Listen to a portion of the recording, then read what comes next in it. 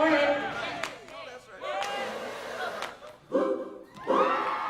Dry. Tell them I'm coming down.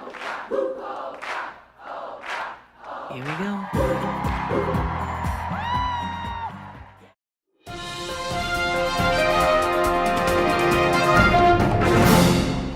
Next week on Oprah, check out my exclusive interview with F. Scott Fitzgerald, the renowned author of The Great Gatsby. Here's a sneak peek from my first sit-down with Fitzgerald himself.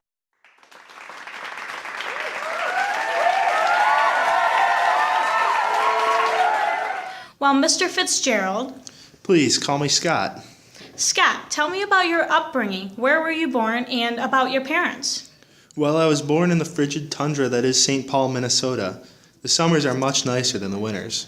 My parents were both strict Catholics. My mother and father, Molly and Edward, were considerably well off, and so I had the opportunity to be formally educated.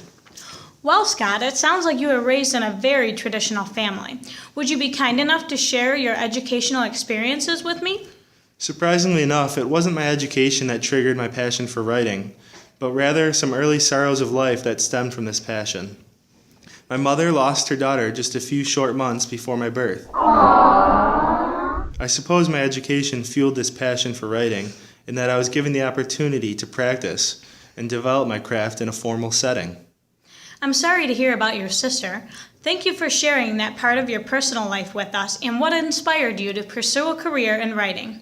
Your most popular book is The Great Gatsby, of course. Can you tell me what motivated you to write this book? Ah, yes, Gatsby. I must begin by talking about those roaring 20s. I'm lucky I made it out alive. I created Gatsby to explore the many faults of this time period, the excessive drinking, corruption, deceit, and gambling that took place all across the United States. Amidst this immorality, my reliable narrator, Nick Carraway, processes the world around him as he becomes intrigued with my title character, Jay Gatsby. I can understand how that time period would definitely influence you.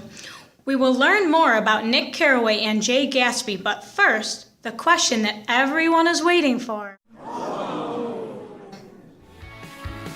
Don't miss it next week with F. Scott Fitzgerald on Oprah.